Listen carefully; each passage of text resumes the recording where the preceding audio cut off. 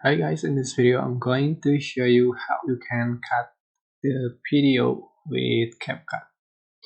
Alright, I'm using CapCut for PC, and first you can split the clip before, so just select a part you want to cut. So select the right here, just click split and until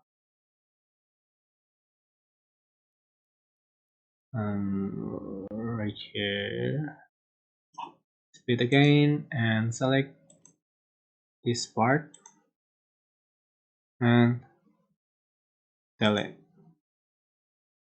Alright, so another clip, split again and select the clip, select delete. So it's super simple. So basically I think this video is especially for those of you who are using CapCut for the first time. I hope this video was helpful for you. Don't forget to like, comment, share, and also subscribe. Thank you so much for watching.